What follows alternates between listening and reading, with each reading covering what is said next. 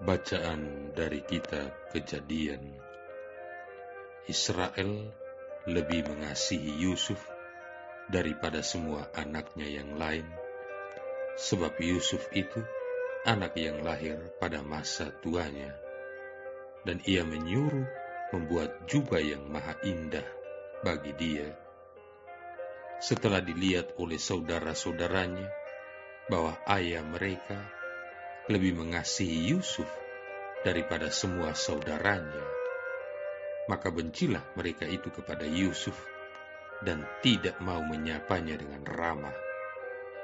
Pada suatu hari, pergilah saudara-saudara Yusuf menggembalakan kambing domba ayahnya dekat Sikhem. Lalu Israel berkata kepada Yusuf, "Bukankah saudara-saudaramu menggembalakan kambing domba dekat Sikhem? Marilah engkau kusuruh kepada mereka." Maka Yusuf menyusul saudara-saudaranya itu, dan didapatinyalah mereka di Dotan. Dari jauh, Yusuf telah kelihatan kepada mereka, tetapi sebelum ia dekat pada mereka, mereka telah bermufakat mencari daya upaya untuk membunuhnya. Kata mereka seorang kepada yang lain, "Lihat, tukang mimpi kita itu datang. Sekarang marilah kita bunuh dia, dan kita lemparkan ke dalam salah satu sumur ini, lalu kita katakan seekor binatang buas telah menerkamnya. Dan kita akan lihat nanti bagaimana jadinya dengan mimpinya itu." Ketika Ruben mendengar hal ini, ia ingin melepaskan Yusuf dari tangan mereka. Sebab itu kata Ruben, "Janganlah kita bunuh dia." Lagi kata Ruben kepada mereka, "Janganlah tumpahkan darah. Lemparkan saja dia ke dalam sumur yang ada di padang gurun ini, tetapi janganlah apa-apakan dia." Maksud Ruben, ia hendak melepaskan Yusuf dari tangan mereka dan membawanya kembali kepada ayahnya. Baru saja Yusuf sampai pada saudara-saudaranya, mereka pun menanggalkan jubah Yusuf, jubah maha indah yang dipakainya itu. Lalu mereka membawa dia dan melemparkannya ke dalam sumur. Sumur itu kosong, tidak berair. Kemudian duduklah mereka untuk makan. Ketika mereka mengangkat muka, kelihatanlah kepada mereka suatu kafilah orang Ismail yang datang dari Gilead dengan untanya yang membawa damar, balsam, dan damar ladam. Mereka sedang dalam perjalanan mengangkut barang-barang itu ke Mesir. Lalu kata Yehuda kepada saudara-saudaranya, "Apakah untungnya kita membunuh adik kita itu dan menyembunyikan darahnya? Marilah kita jual kepada orang Ismail ini, tetapi janganlah kita apa-apakan dia, karena ia saudara kita, darah daging kita." Dan saudara-saudaranya pun mendengarkan perkataan itu. Ketika saudagar-saudagar Midian itu lewat, Yusuf diangkat ke atas dari sumur, kemudian dijual kepada orang-orang Ismail itu dengan harga 20 shikal perak. Lalu Yusuf dibawa mereka ke Mesir.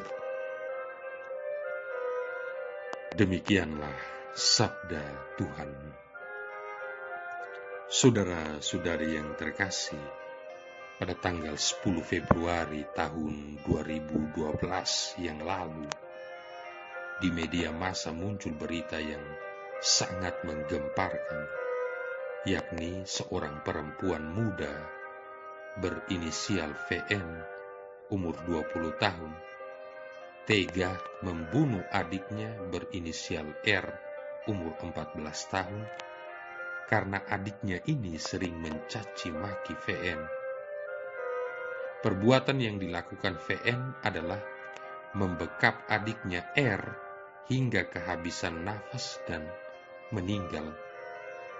Setiap orang yang melihat, mendengar, atau membaca berita seperti ini pasti akan berpikir dan bertanya, berapa harga seorang saudara?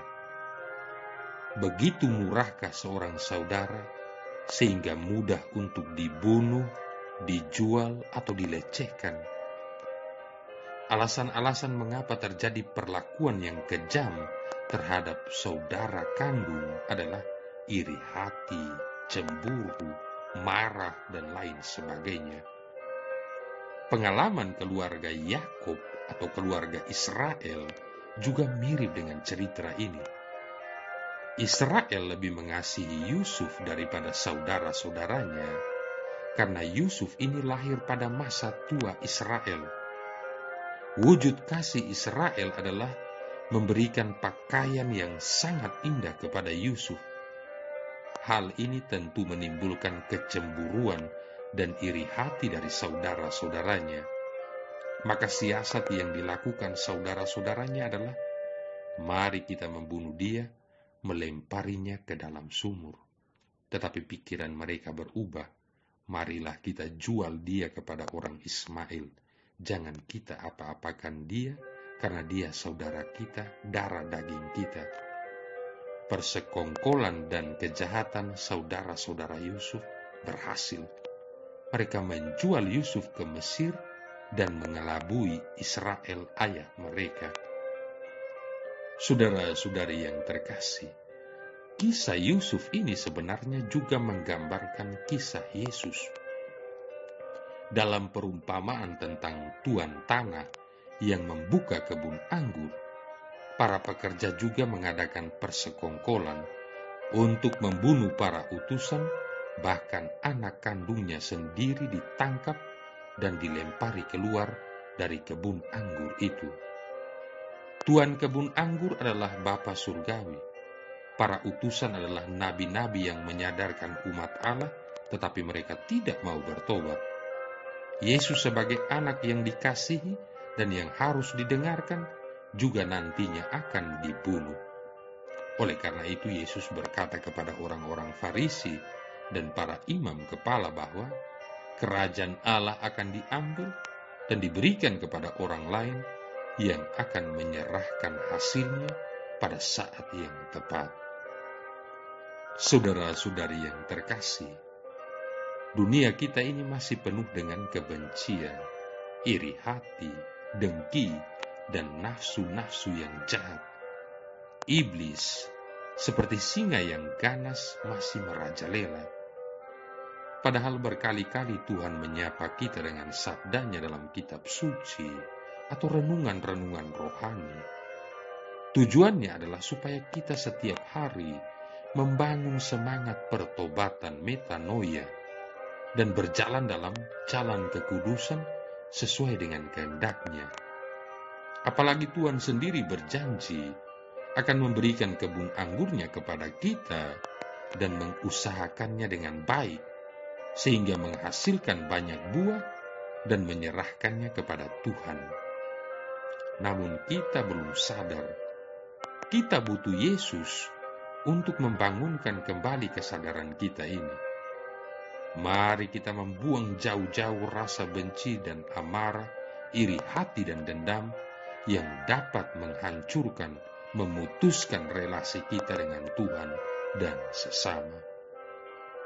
Saudara-saudari yang terkasih, Mother Teresa dari Kalkuta menulis dalam catatan hariannya, terkadang orang berpikir secara tidak masuk akal dan bersikap egois. Tetapi bagaimanapun juga, terimalah mereka apa adanya. Apabila engkau berbuat baik, orang lain mungkin akan berprasangka bahwa ada maksud-maksud buruk di balik perbuatan baik yang engkau lakukan itu. Tetapi tetaplah berbuat baik selalu. Apabila engkau sukses, engkau mungkin akan mempunyai musuh dan juga teman-teman yang iri hati dan cemburu. Tetapi teruskanlah kesuksesanmu itu.